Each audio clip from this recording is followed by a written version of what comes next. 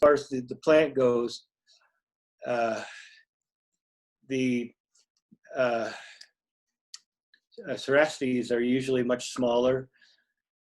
There's several prostrate species. Ceanothus are often very large bushes, even somewhat tree-like. Now, there's 77 species of Ceanothus, and 69 of those are found within the California floristic province. If you compare that to Arctostaphylos, there's 108 species and subspecies. 107 of those are found within the California floristic province. Now, if you divide Ceanothus into the subgenus Ceanothus and Cerastes, it's interesting that it's almost an even split, 39 species of Ceanothus, 38 species of Cerastes. But out of the 39 species of Ceanothus, 8 species are found completely outside of the California floristic province. There's 3 in the eastern United States, and the rest are in the southern Rockies and in Mexico. Now, the subgenus Cerastes, all 38 species are found within the California floristic province. There's a few that their main distribution is outside, but they make it into southern and central California.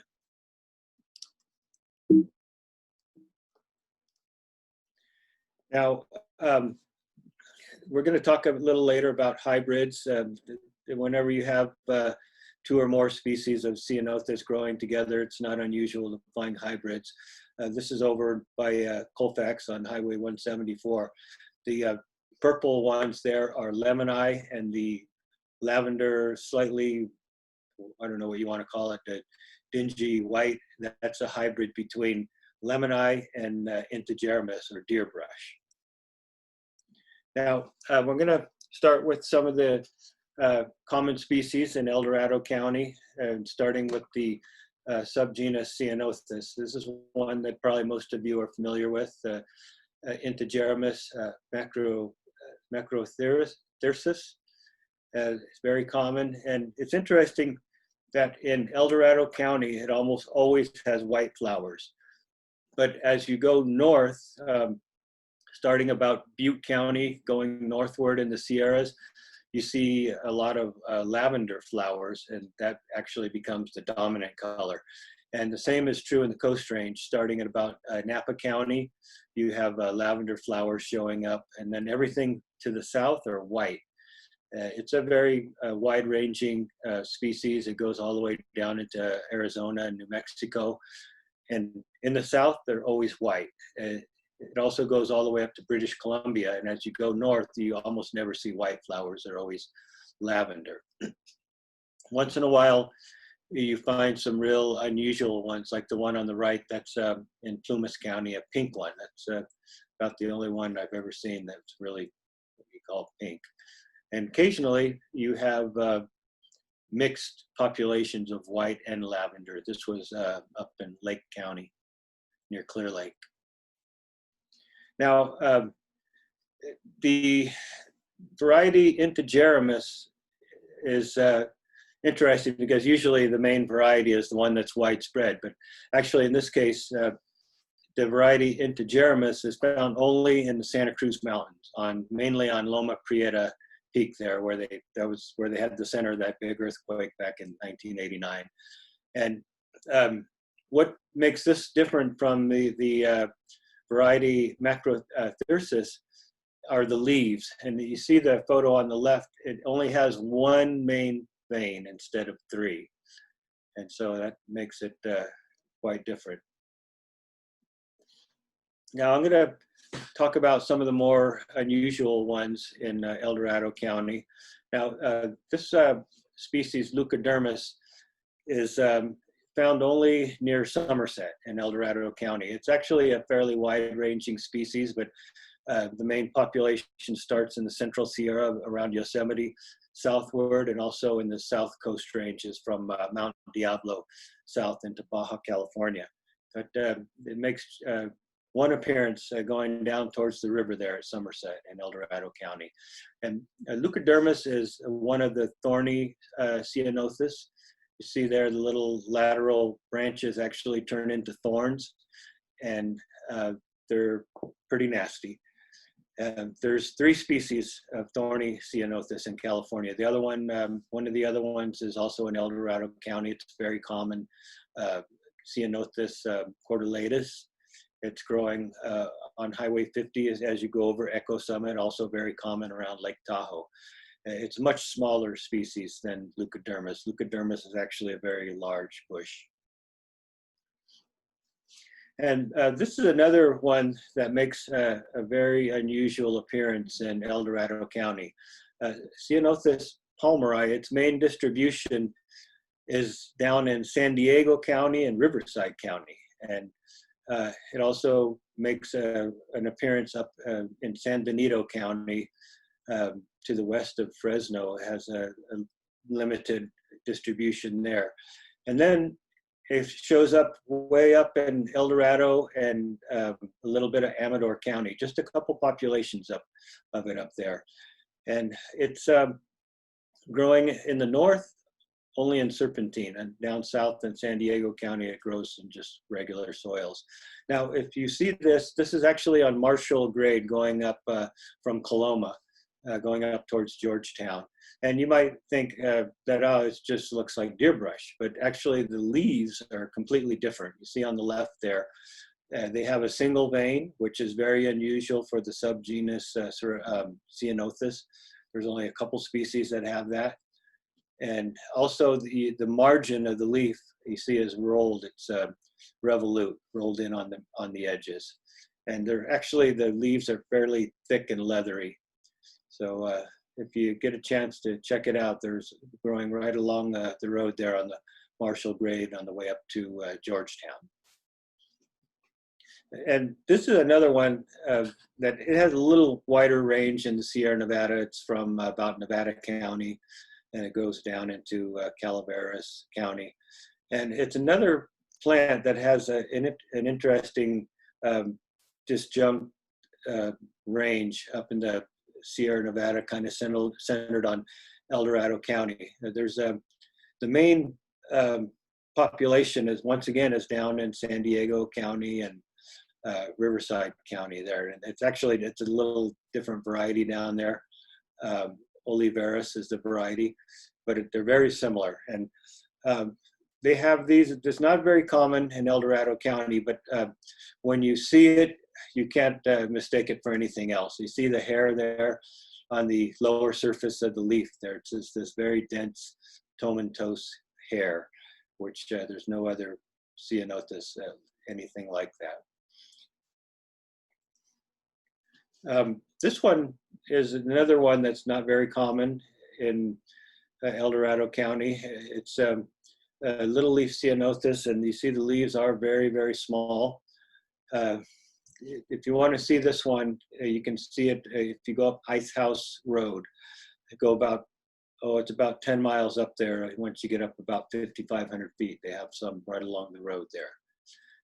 Other than that, if you want to see a lot of it, it's fairly common in Yosemite, and it grows all the way down into the southern Sierras. Now, I mentioned at the beginning that the species in the subgenus Ceanothus are usually very large, almost tree-like. Well, this is one of only 2 exceptions. This is actually, as you see, a prostrate plant, but it has the thin papery leaves with 3 main veins, like the typical in the subgenus Ceanothus. And it's not very common in the northern Sierra. It's much more common in the southern Sierra. But if you want to see this one, it's found on Mormon Immigrant Trail. If you go up past Sly Park Reservoir there, a couple miles, there's a lot of it.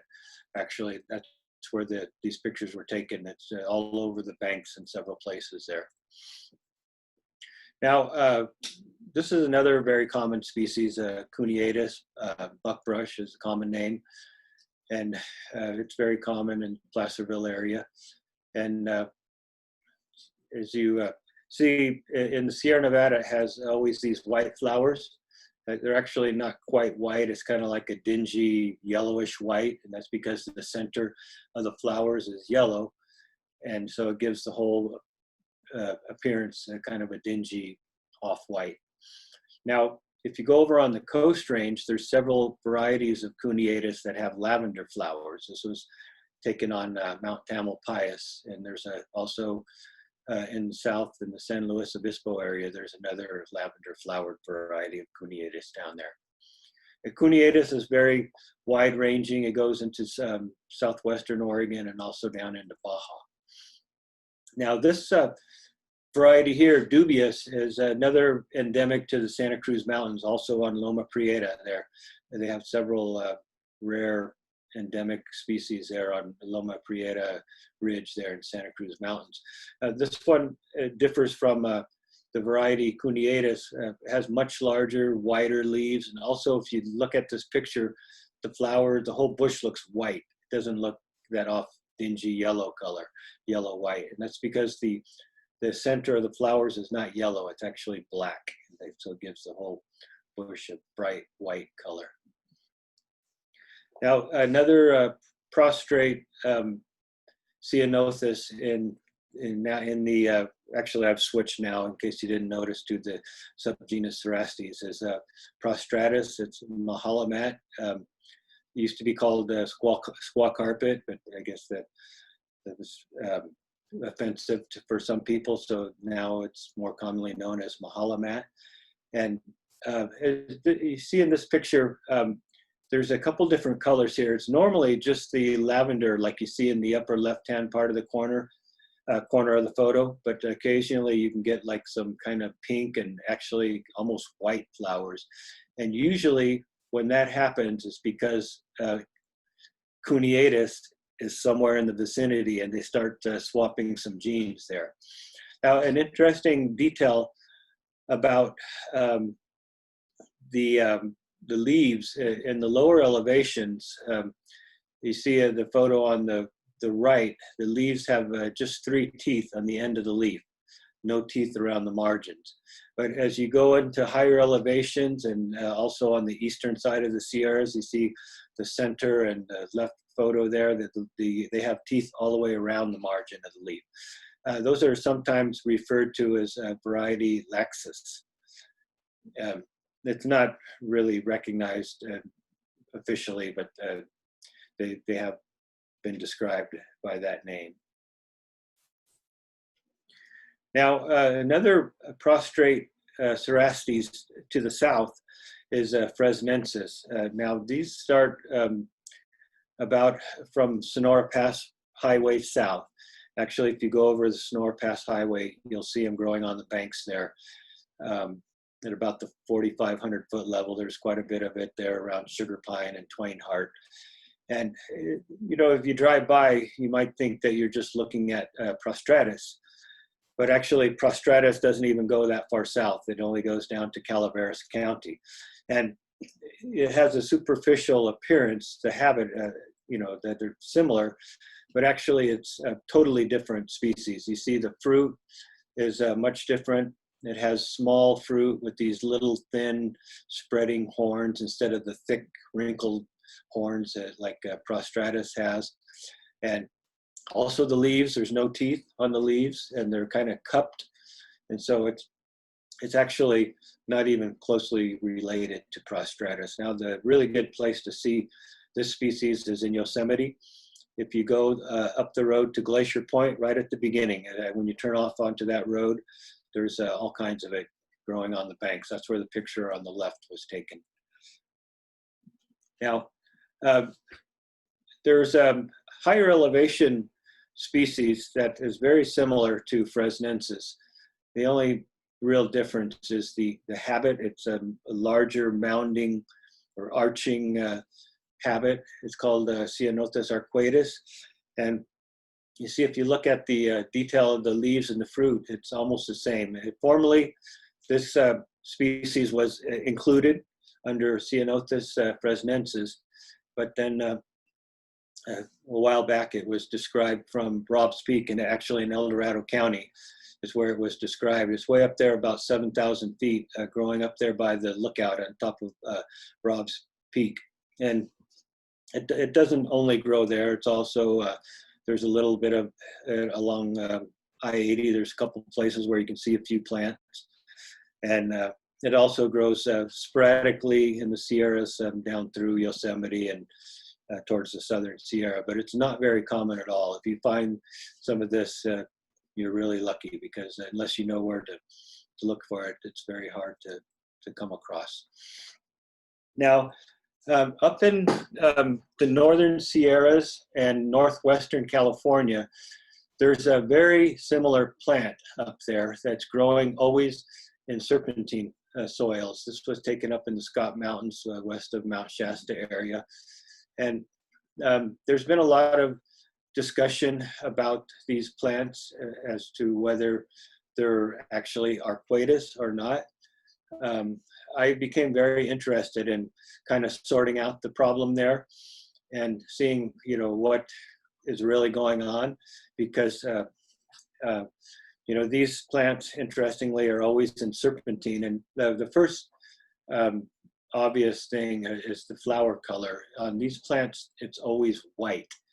And actually, the leaves on these plants are very similar to cuneatus. And some people just think that it's maybe just a serpentine, low-growing form of cuneatus, but there are a lot of populations of cuneatus growing in serpentine that are not prostrate. They're just normal size. These are growing at fairly high elevations usually. And so some people have suggested that these are also arcuatus, but besides having white flowers instead of lavender, the first thing that was really obvious or really interesting to me was the fruit. Now you see on the left, the fruit of those serpentine low-growing plants is very different from the fruit of arcuatus. You see arcuatus there on the right. It has these very thick, erect horns, wrinkled fruit. The fruit is much, much larger. Actually, the fruit looks very much like prostratus. Doesn't even look like cuneatus that much. And so for me, it really has nothing to do with arcuatus, these serpentine ones up in Northern California.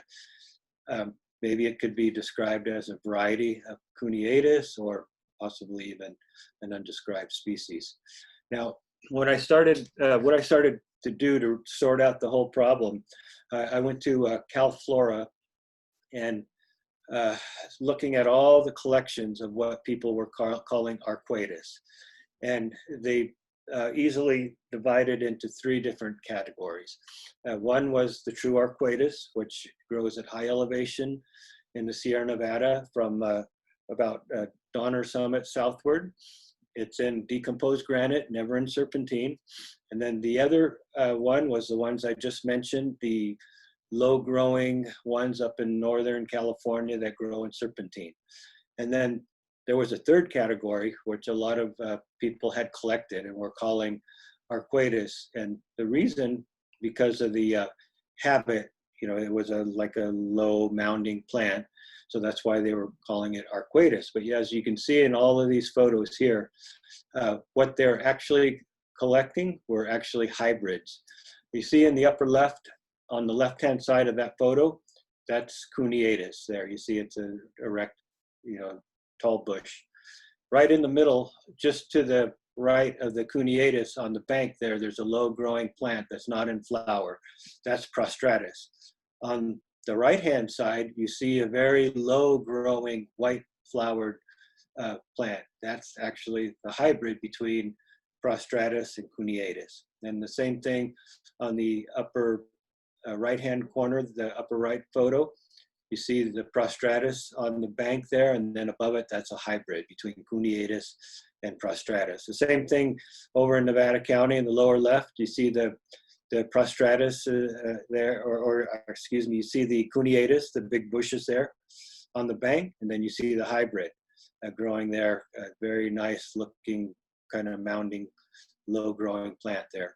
And then we have also on the lower right, that's on Ice House Road. It's right across, about 5 miles up Ice House Road, there's a very nice patch of hybrids there that people have called arcuatus, but actually you see the prostratus, and just a quarter of a mile away you have cuneatus, and then you have these plants here, which actually they're very interesting because you have white, lavender, pink, every color of flower all growing in the same little patch there.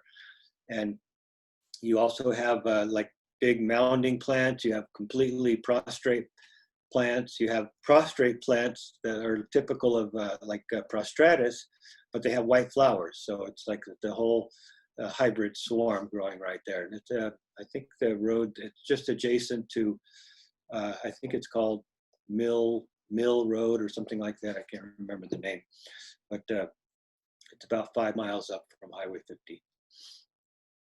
Now, when I was searching for these plants, I kept finding these beautiful plants that looked very much like the hybrids between cuneatus and prostratus, but they were not growing around any of the parent plants. These were in Penn Valley, near Grass Valley, growing at 1,200 feet. There's no prostratus anywhere near there. And so I began to be very puzzled about where these were coming from. But then I discovered an article that spoke about a cultivar that was being planted by Caltrans along state highways in California. And they named this cultivar Cuesta, and actually the source of it was the Nevada County Airport there in Grass Valley. And it's, till this day, there's still a lot of hybrids there between cuneatus and prostratus.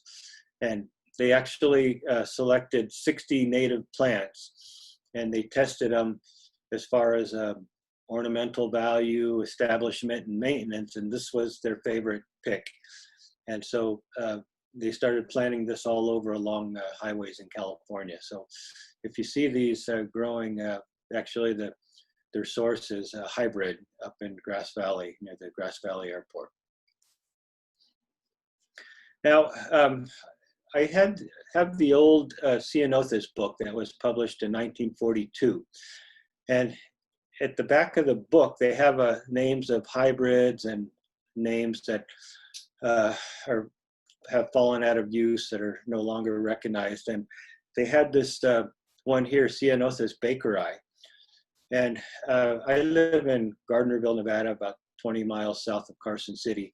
And where this was collected was Kings Canyon, well, not Kings Canyon National Park, but it's a Kings Canyon is above Carson City in Ormsby County, which is now Carson City County.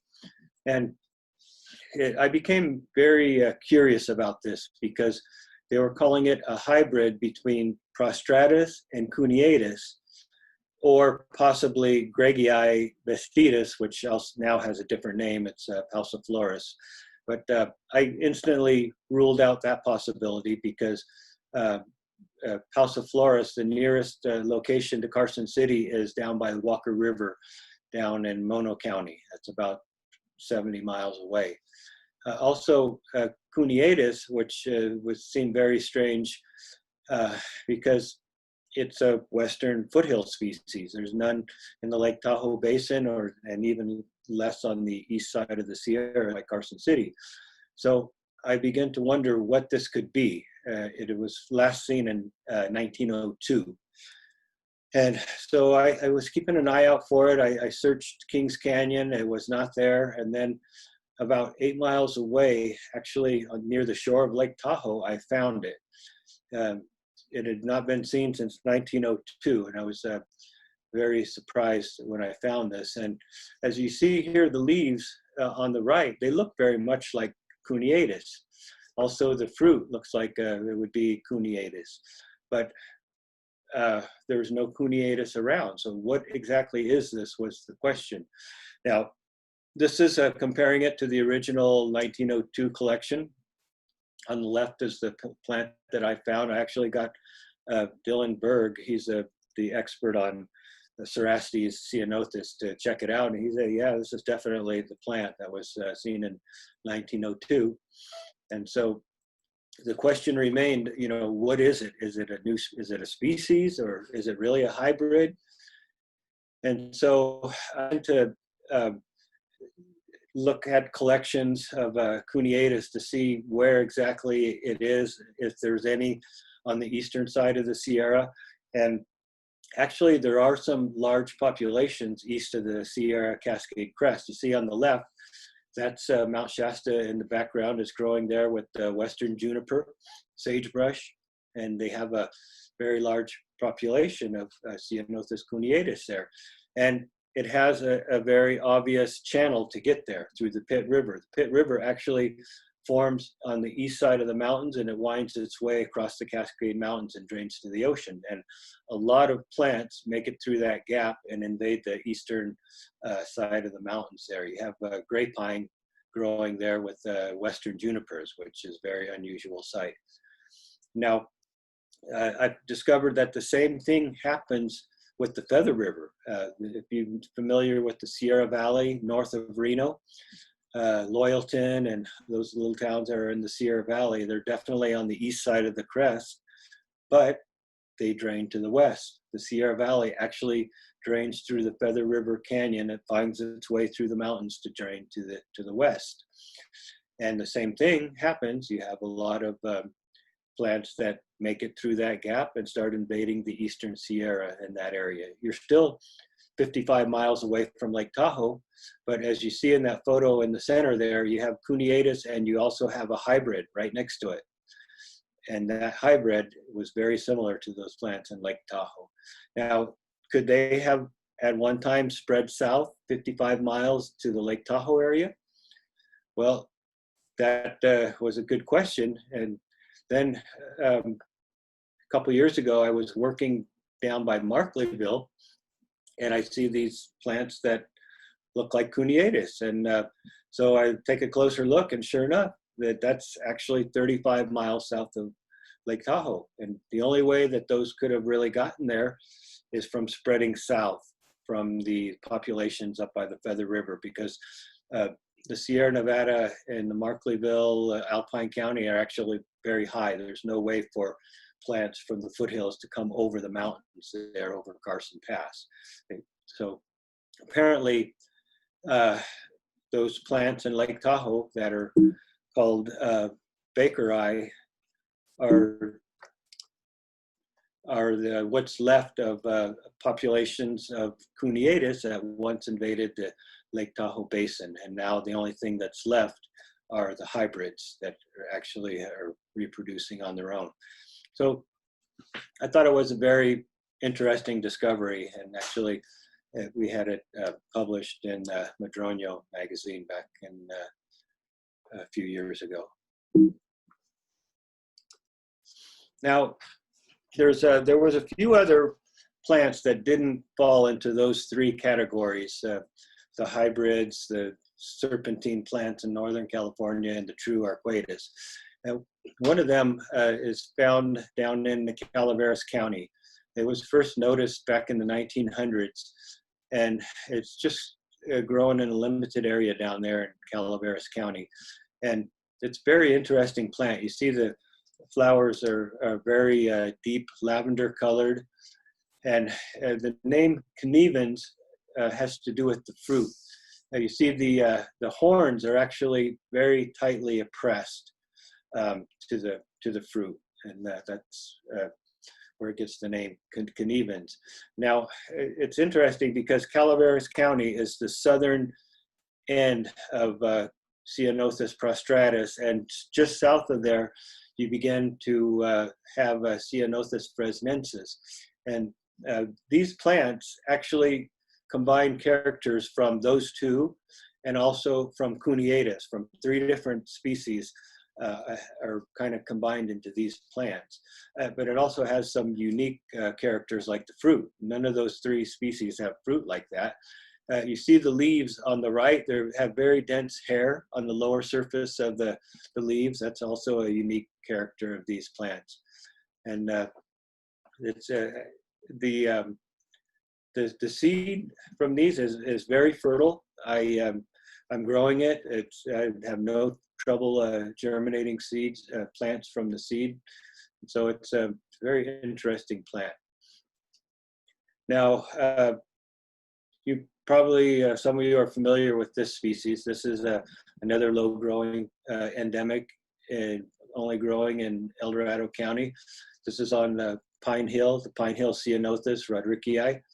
It's very interesting species. If you ever get a chance to check it out, there's actually a few plants right on the bank of Highway 50 just east of Cameron Park. They're growing with Ceanothus lemoni, which is on the other subgenus, and there's actually, people have found hybrids between rodrickii and Ceanothus lemoni, which is very rare because it's a cross-sectional hybrid. Now, when I was studying Manzanita, I tried growing Manzanita from seed, and it's like next to impossible. The seeds have a coating that causes a dormancy, and you need pretty much fire to break the coating on the seeds, or many, many, many years in the ground. Sometimes they'll germinate without fire. But Ceanothus is a completely different story. They're very easy to germinate. And so I started growing Ceanothus. I have probably 35 species growing over on our family property in Colfax. And the way to collect the seeds, you see on the upper left, when the about 2 months after they bloom, when the capsules begin to dry out, they'll explode. And you see the one capsule there is already disintegrated there. And so that's the time to collect them. And so you collect the ones that haven't exploded yet, they're just drying out, and put them in a paper bag. Don't put them in a plastic bag, because in order to break apart and to release the seeds, they need to keep drying out. If you put them in a plastic bag, then you get the condensation there, and they don't dry out. So they do have a slight coating on these seeds. Sometimes that causes some dormancy. So the way to eliminate that is to dip them in boiling water for 15 seconds or so. I usually use like a little stocking and put the seeds in there and dip them in, and then I put them in a cup with some very loose soil, so that when they start germinating, you'll be able to pull them out and separate them and put them into individual pots. And then, as they get bigger, you can transplant them into bigger pots before you transplant them outside. Now, they grow very fast. The one in the middle pot there, that's 1 year. That's how much it grew in 1 year. And the one on the right, that's on our family property over in Colfax. That's one that was grown from seed. And here's a few other species that I have growing over there from seed. Now we're going to talk about Manzanita for a little bit. They're in the ERICACEA family, HEATH family. One of the most obvious members of that family is the madrone. Looks like a giant manzanita. The flowers are also similar. But here's a few species that you may not have associated with manzanita. For example, rhododendron is also in the HEATH family. Also, blueberries, bilberries, cranberry, they're all in the HEATH family. And another one that I was really surprised to find out was also in the HEATH family is snow plant. But if you look at the flowers, they do have that characteristic shape of a manzanita flower. And the Gatheria is a genus that's pretty widespread. Actually, they go all the way down into South America, and those are also in the HEATH family. This is taken in southern Patagonia, where my wife is from. Now, the manzanita, I have on here 106, but since I made this slide, there's actually 2 new subspecies that have been described. So now it's 108 species and subspecies of manzanita. out of those 108, 107 are found within the California floristic province. And the only one that is not, believe it or not, is found on top of a volcano in Guatemala.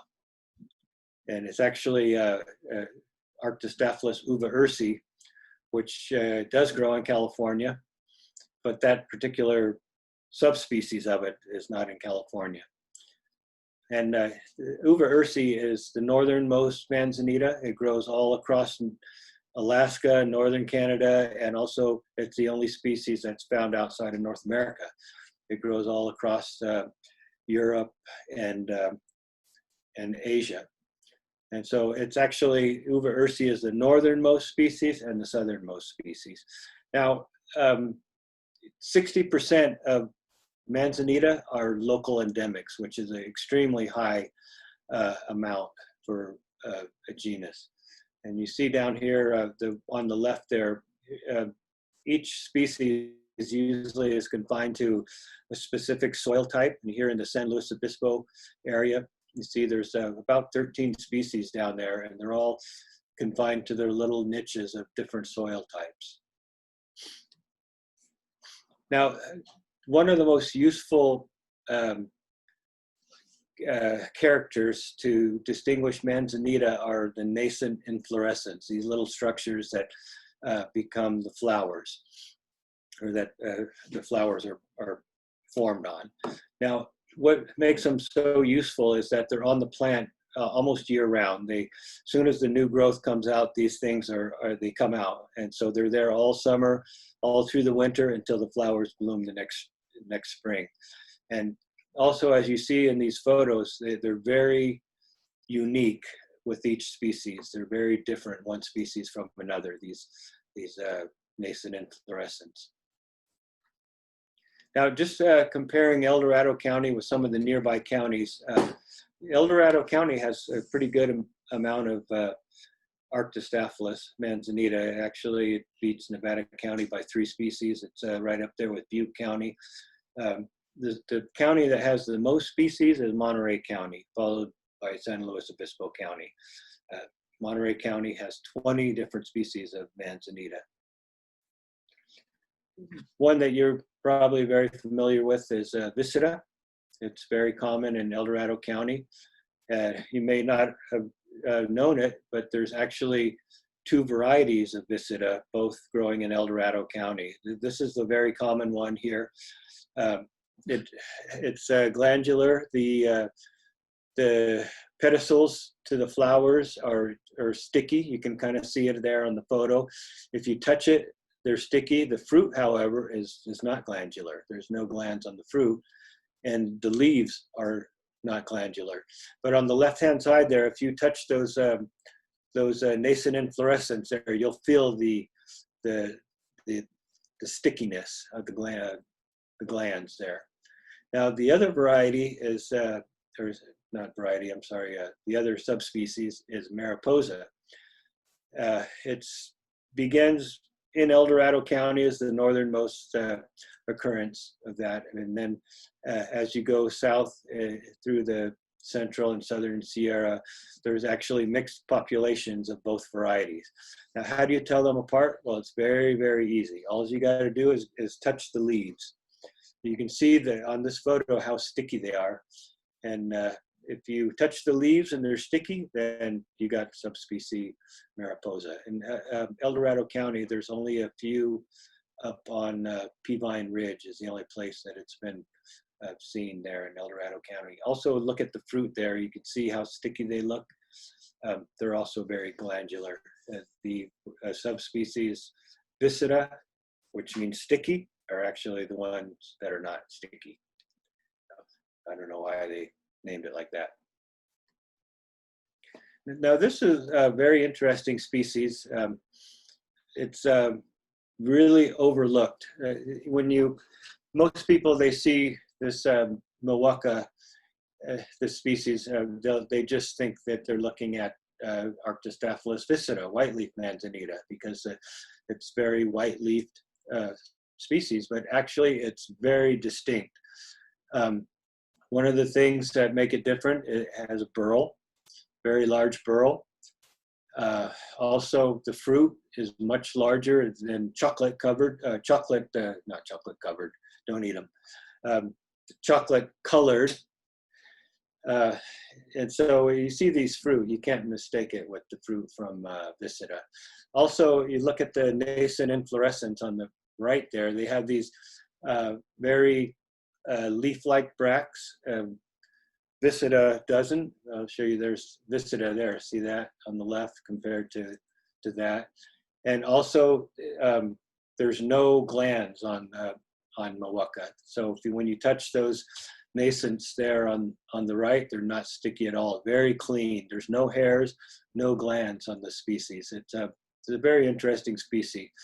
They think that it originated from a cross between Patula, which is a green leaf manzanita that's very common at higher elevation, and Visita.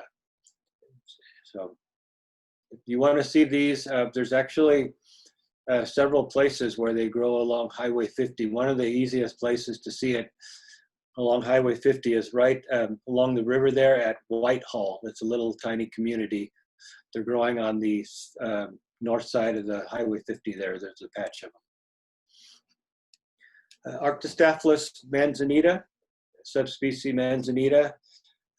This is the only green-leafed manzanita that grows in the Sierra foothills. And interestingly, it's found in southern El Dorado County, but north of there, through Placer, Nevada County, it disappears, and then it appears again further north up in Butte County.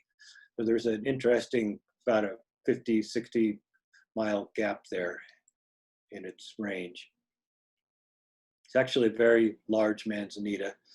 If you go further south in the Sierras, it's very common. The only, like I said, the only green-leaved manzanita in the foothills. Arctostaphylos patula is very common manzanita in the upper elevations up around Lake Tahoe, going over Echo Summit there. There's tons of it. It's a very wide-ranging manzanita. Actually, it goes all the way to Colorado. The only wide-ranging, besides Uva ursi, it's the only other wide-ranging Manzanita species in the western United States. And what really identifies this species, you see in the middle, it has little yellow glands on the pedicels, on the nascent inflorescence there. And interestingly, recently, one of the most recent subspecies of Manzanita that was described was a subspecies of Patula, Gankini. And these are actually found at Lake Tahoe. There's some there. And right at the turnoff to Wrights Lake on Highway 50, there's some right there. And what makes these different is that they don't have the yellow glandular hairs on them.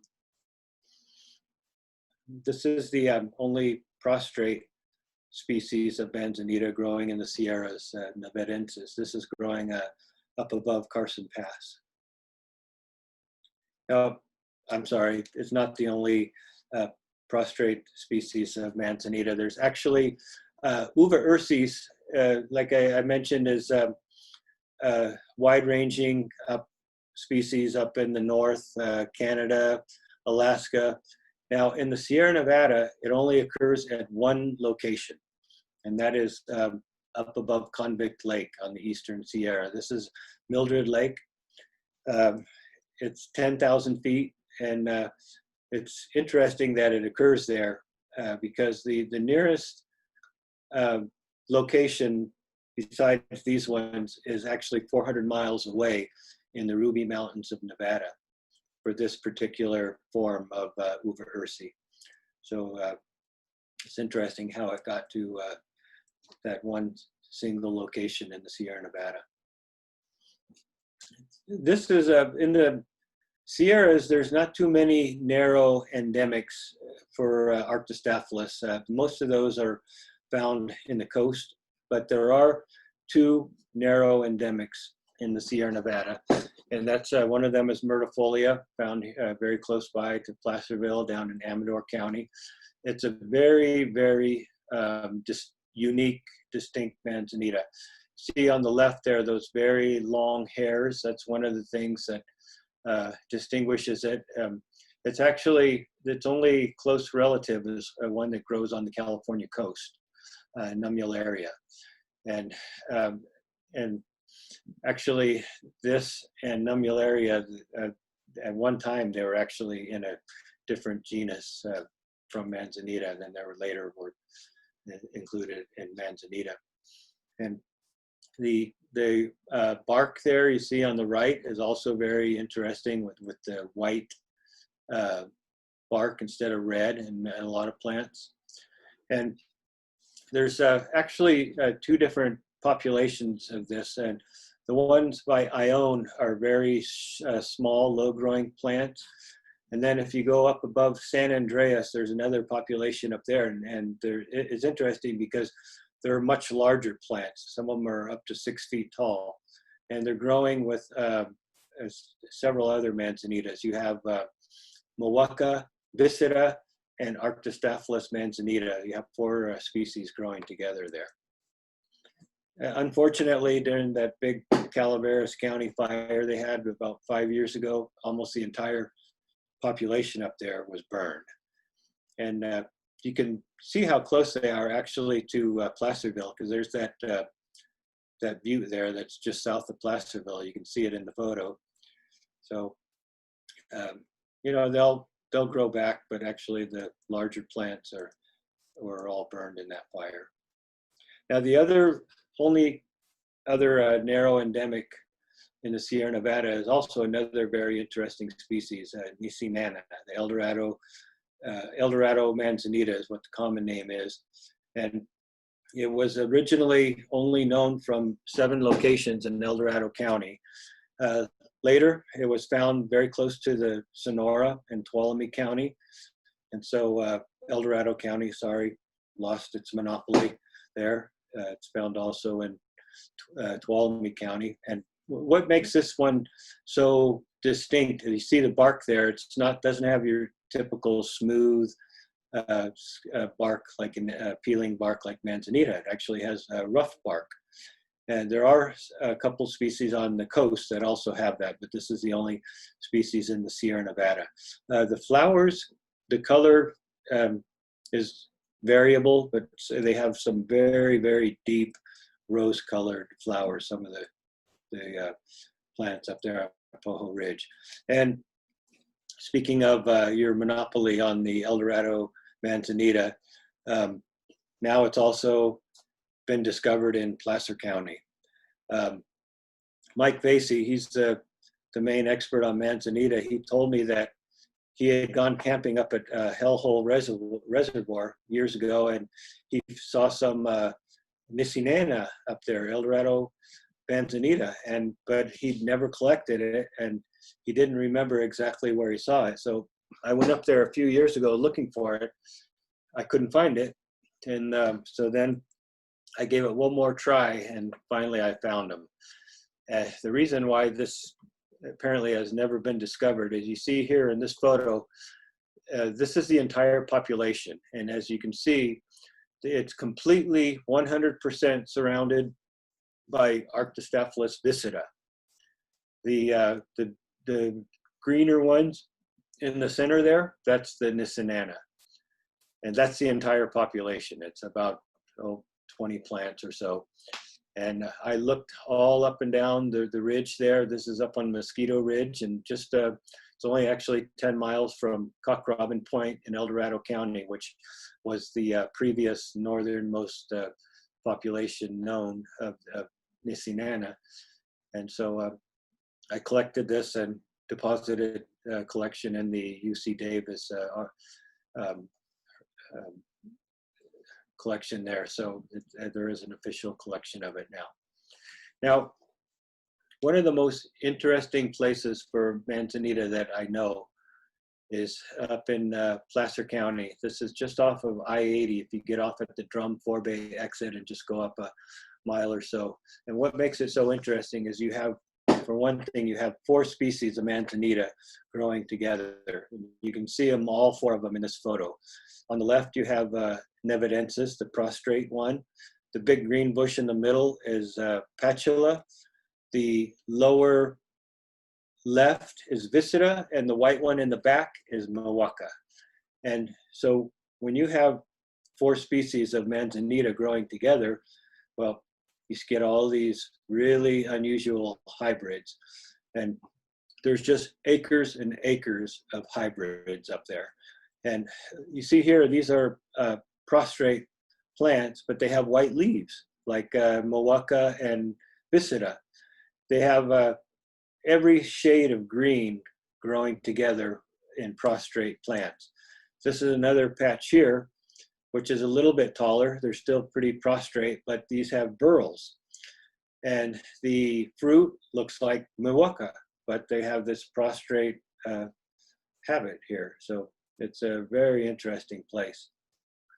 And this is that same plant that I showed you in the last slide there. You see the burl, and also in the middle you see the nascent inflorescent look just like those of Mawaka. So it's apparently it's a hybrid between Nevadensis and Mawaka. Now I have these discs here if you're interested. I show there's hundreds of pages actually of photos, and the one on Arctostaphylos has like a paragraph on each species. Ceanothus are just photos, and actually thousands of photos. If you're really interested in the genus, so you can contact me here at my email, and I can send you one of these for a donation. These are a few samples of what the pages look like. There's 200 or 300 pages on each disc. This is another one that's in El Dorado County. This is a very interesting species. One of my favorites because of the deep purple flowers and the white stems. And this is one that grows down by Santa Barbara. You look at the hill in the background, it's just covered with them. If you want to see a spectacular display of Ceanothus, go down to the hills just east of Santa Barbara in late February, and you'll see this scene. I mentioned at the beginning that most of the Cerastes were small plants. Well, this is one exception. This is almost tree-like, and this is a Cerastes. And here's a sample of the Arctostaphylos disc. And this is another very interesting species that you'll probably never ever get the chance to see because it grows only in the Santa Cruz Mountains on the Lockheed property. And you got to go through a big, long process to get in there. And the photo at the top are actually 2 different species of Manzanitas, the bright green and the white, which is probably the biggest contrast between 2 species of Manzanita that you'll see anywhere. Now, some of the other projects I've been working on are Calochortus. I photographed all the species in the United States, also Fritillaria.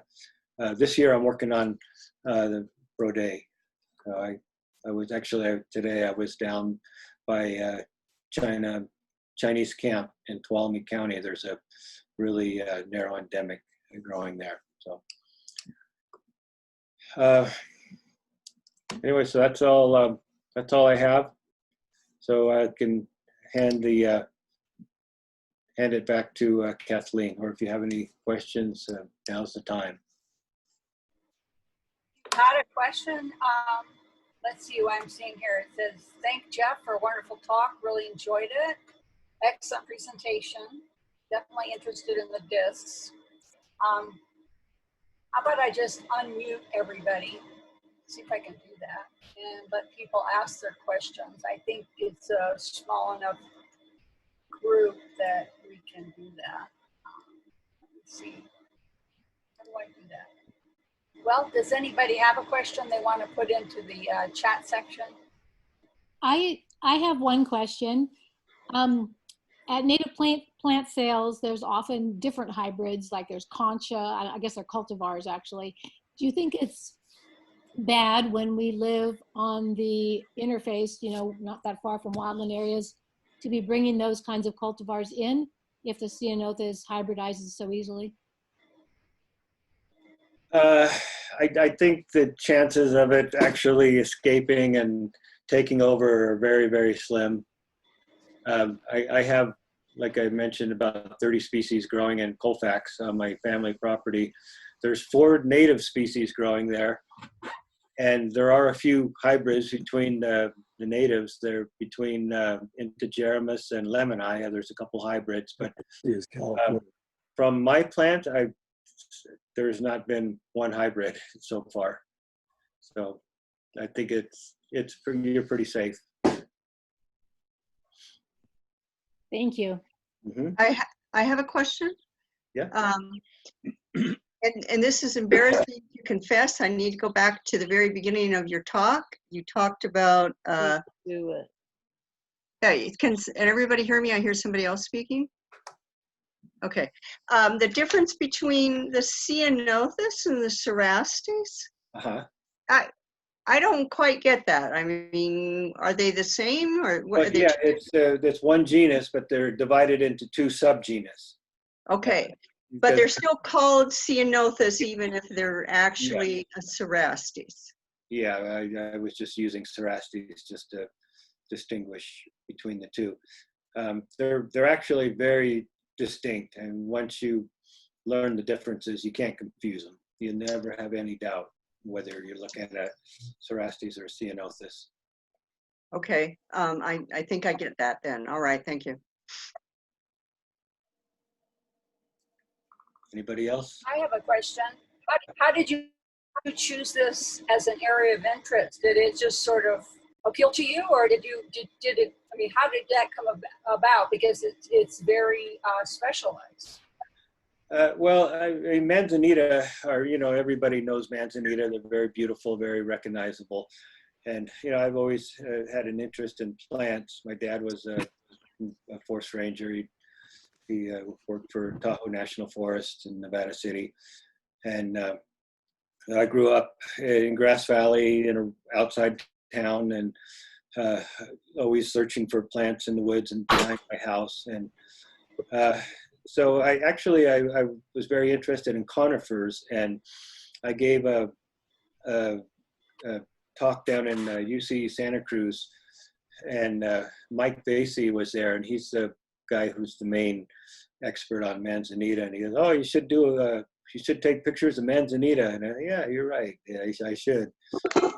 I started researching them, and I found them very interesting because there's so many like local endemics, and so I started. It was like a treasure hunt to find these ones. Some of them only grow on a few acres in one spot in one county, and so it was very interesting to search for them. And while I was taking the pictures of Manzanita, I was seeing all these interesting Ceanothus, which I would say after Arctostaphylos is probably one of the most well-known shrubs in California. And it's kind of follows Arctostaphylos and having a lot of endemics that just happen to grow in the same place that a lot of the Arctostaphylos endemics grow. So I was just starting to take pictures of them even before I knew exactly what they were.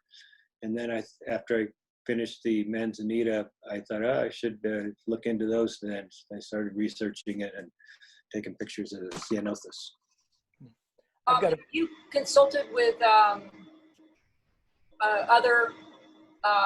with the fire safe councils at all? Because one of the things we found is that some of them really want the Manzanitas cleared away pretty thoroughly for fire safety, and we did a lot of discussion about that.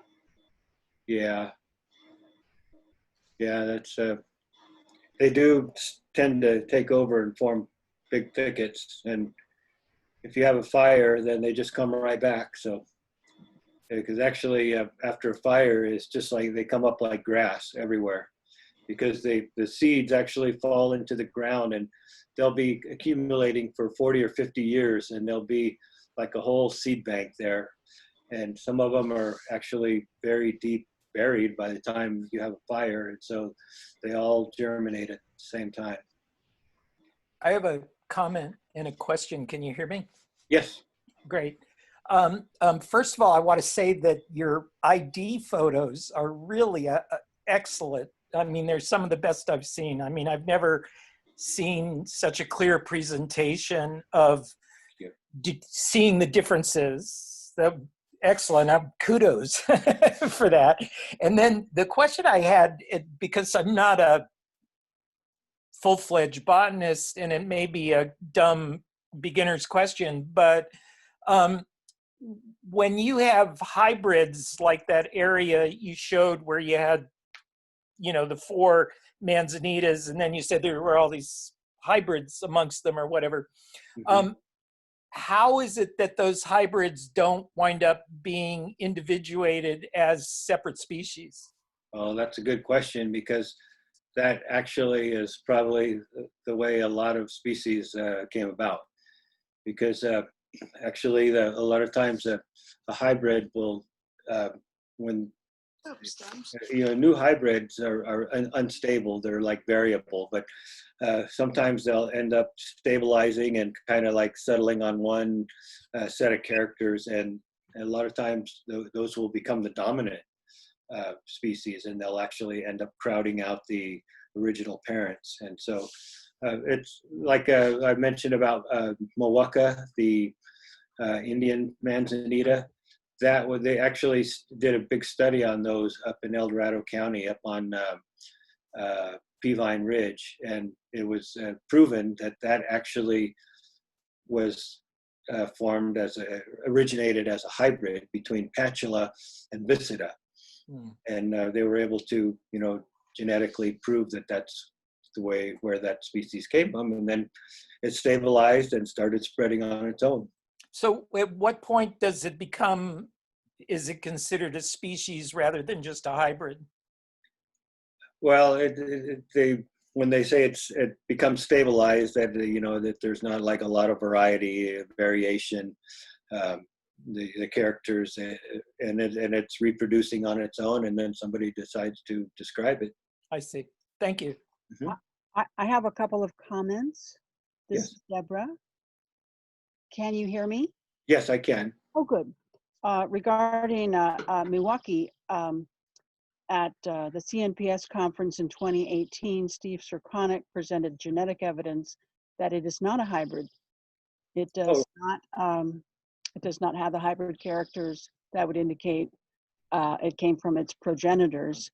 So not a hybrid. The second comment that I made was regarding hybrids between the endangered Ceanothus rodrickii and is it cuneatus or cuneatus? Yeah. That Dylan Burge has been looking at, and his concern was that these species germinate and establish after disturbance, and there's certainly a lot of disturbance going on in the Pine Hill area in El Dorado County. So the question becomes, at what point does this interesting hybridization process then genetically compromise an endangered species? Yeah, that's interesting there. I guess things are constantly changing, and it's like that's part of the whole process. I think that it's all Manzanita are actually one big genus, that they're all related, and all that information are in the genes, and a lot of things can come out, and it's just kind of part of the whole process of variation, which is, for me, is very fascinating, where things are constantly changing. There are various ways that hybridization, the various outcomes of hybridization. One is still interspecific hybridization with a hybrid swarm, as you mentioned. And the other is that the two species form a new tetraploid or greater ploidy species through chromosomal doubling, at which point they achieve speciation in that one step. When the two species interbreed widely, it kind of calls into question the whole species concept, that species are discrete evolutionary units that do not breed with other evolutionary units. I don't think we've got it all dialed in, especially when it comes to plants that are promiscuous. Yeah, I agree. It's very interesting. And I mean, especially with Arctostaphylos, you find so many hybrids. It's the easiest. I was very interested in these low-growing Manzanita because those are hybrids that are very easy to spot because you got a big, tall Manzanita crossing with the prostrate one, and you get something in between. And so they're very easy to spot them. But there's actually How exciting for you to see them, though. Pardon? How exciting for you to see them. I'm always Oh excited yeah, to see definitely. hybrids in nature. Yeah, definitely. It was a great talk. I need the PDF if you can send that to me so I can Yep. study the sticky versus glandular versus white and yeah. Is the do the discs have all that information on them like you described, Jeff? Yeah, it has photos. The Arctostaphylos one, I have a paragraph on each one that describes, Right. how to distinguish them. The Ceanothus, I don't. It's just photos. Okay, and also, is this going to be archived online somewhere to be available? Can I jump in? This is Deborah again. Yeah. I'll get a PDF of this talk and we will post it on our website so that we can study the pictures. And as I understand it, a recording of the talk might be available also on the El Dorado chapter CNPS site. It looks like it's being recorded. That would be excellent because just again, such an excellent presentation. I'm really totally impressed. Yeah. It actually, with the Zoom, it works better than when I've gone in person and they've projected it because you can see the pictures much more clearer if you have a computer screen than actually when they're projected onto a big screen. They were kind of grainy. Silver linings. Yeah. Yes, we would really like to thank you, Jeff. It was just wonderful. I think I'm amazed by all the variety in both the Ceanothus and the Manzanita. We'll probably go ahead and stop the main presentation, but we would love it if people would give us any feedback for this, our first Zoom. And thank you so much, Jeff, for doing that. And thank you everyone for joining us today. Good night, everybody. I'm going to end the meeting now. Yeah, Thank nice you, to Jeff. Thanks so much. nice to see you guys. Yay. Thank you, Jeff. See you, Jeff. Yeah, thank you.